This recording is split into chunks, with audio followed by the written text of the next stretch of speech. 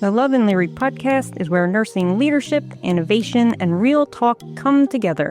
Hosted by nurse leaders Marian Leary and Rebecca Love. The show dives into the issues that matter most to today's nursing community. Each episode features candid conversations, expert insights, and bold perspectives on healthcare, leadership, advocacy, and the future of nursing. Whether you're a clinical nurse, nurse leader, or another healthcare changemaker, Love and Leary offers thoughtful dialogue and practical takeaways to inform, inspire, and empower nurses at every stage of our careers.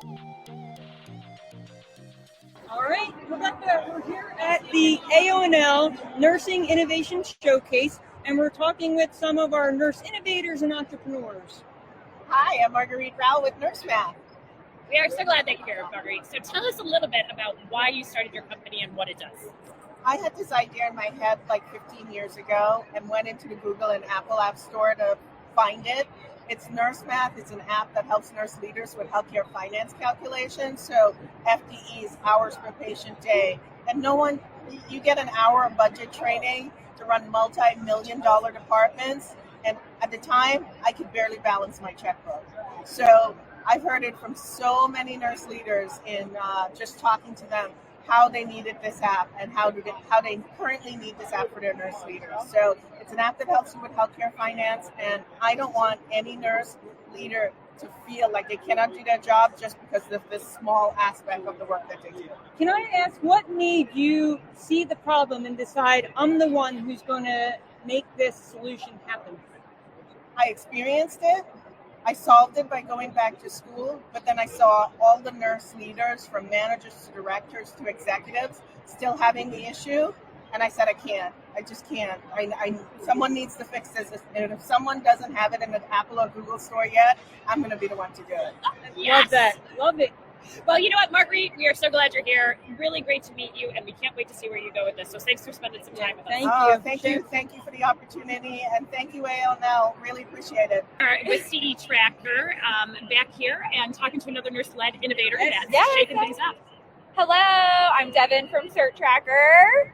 So tell us a little bit about you and what you guys are doing. Yes, so I'm Devin. I'm an ER nurse and healthcare professional. For the last 20 years, Nurse for 10. We are Cert Tracker. We're a compliance and credential management solution for both the healthcare professional and facilities.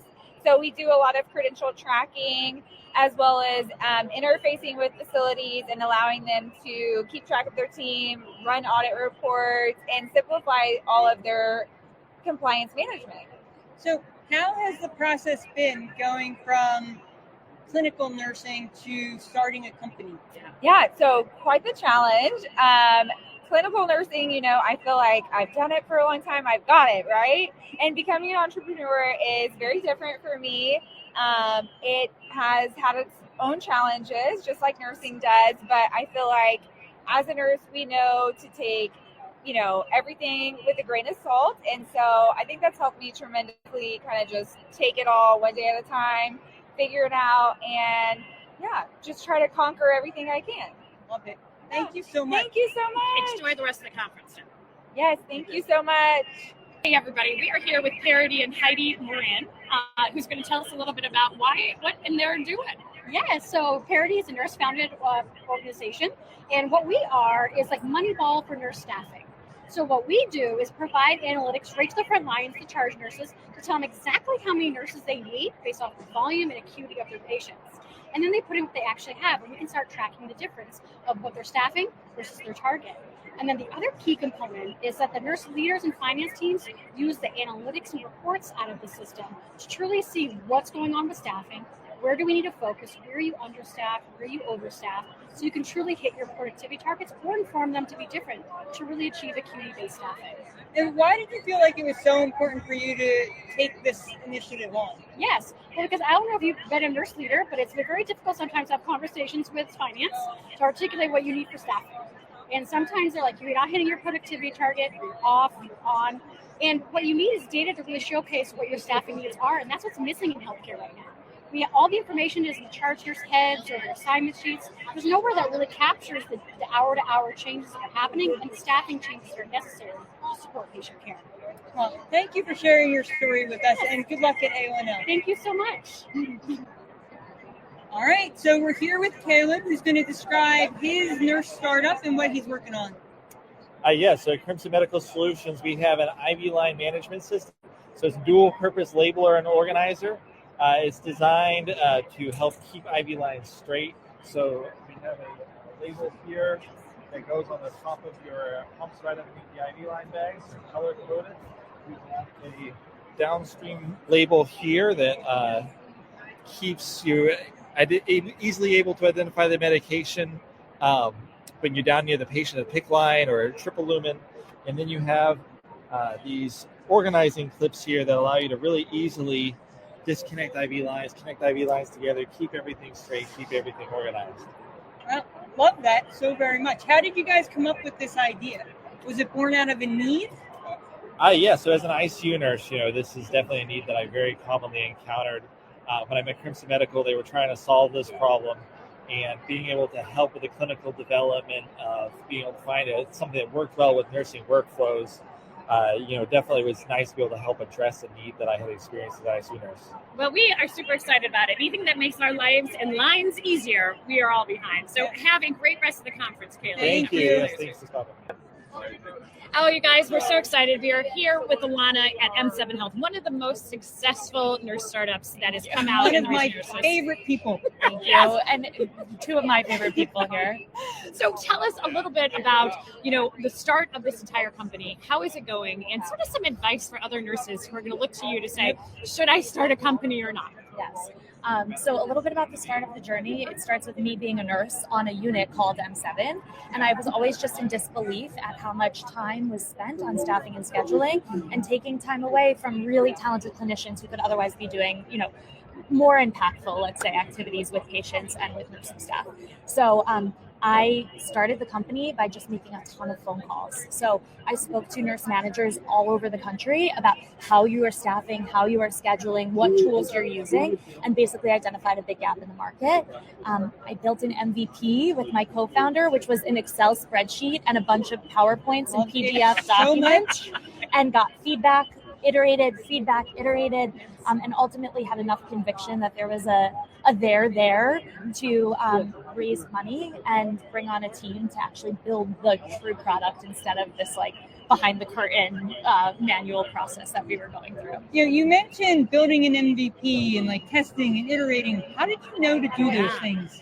Marion taught me to do those things. I did not. I did not throw that up there for that. No, the truth is though, it's you can test anything in an extra small way. Even if you have an idea of a really complicated medical device that you want to build, it's you would need to be super clear on what the output or the outcome needs to look like. And if you can manufacture that outcome for your customer, and that customer might be your colleagues, that customer might be a patient, that customer might be your CFO, if you can makeshift that outcome and say, is this actually what you want? You'll learn a lot before you go through the hard process of building the thing to get to the outcome. Totally. We are just so excited to see all the success you guys are having, the impact that you're having. We were talking to nurse managers, even in the innovation session that we ran. They said 50 to 60% of their week is spent on scheduling and staffing. It's crazy that with technology like yours that exists, that we are still living in the dark ages. So, nurse managers, check out M7, and any nurses out there who are thinking about starting a company or creating an innovation, you have to reach out to Alana, because she is a wealth of knowledge and lived experience. Thank you. Thank you for so good to us. see you both. So good seeing you. Well, that was our wrap up for our days at AONL. Yeah, it's so great to see all of the nurse-led companies and nurses who are taking that chance and stepping away from the clinical side and really throwing into where they see a problem and trying to solve for it, which, I love so very much. And I can't, it's so hard, and you don't know what goes behind it. No, much work. Yeah, so much work. And that they're here and they're talking to chief nursing officers and nurse executives so that they can see the products that they're out there, I think is great. Yeah. We really need more nurse-led companies in hospitals and health systems. Yeah, and Marion and I, when we were talking, even from the first day we were here running the innovation sprint, and to recognize that when we started these conversations around nurse-led innovation, nobody believed it. They all thought it was a fad, that we were laughed out of rooms. Most people had no interest in nursing innovation 10 years ago. And here we are, and it took a decade almost But finally, one of the largest conferences in nursing embraced it and put together a nurse innovation pavilion. And more importantly, for the first time, I think that those who started companies as nurses didn't feel like they were the outsiders and were treated like pariahs, which has sort of been the history of if you started a company, you were guilty of breaking with the nursing trends, and instead embracing them. And I think that's what I've taken away from this. Yep. Yeah, and it's only going to grow. So looking forward to talking to more nurses who are leading companies at more conferences to come. That's right. And for you guys, we're checking out from the Love and Leary podcast. We'll be back with more episodes on issues that we find important to us, the state of nursing and the future of healthcare in the United States and beyond. All right. Thank you all. Thanks for listening to the Love and Leary podcast. We hope this conversation sparked new ideas, challenged your thinking, and reminded you of the power nurses have to lead change. If you enjoyed this episode, be sure to subscribe, leave a review, and share it. You can find more episodes and join the conversation wherever you do your podcast listening.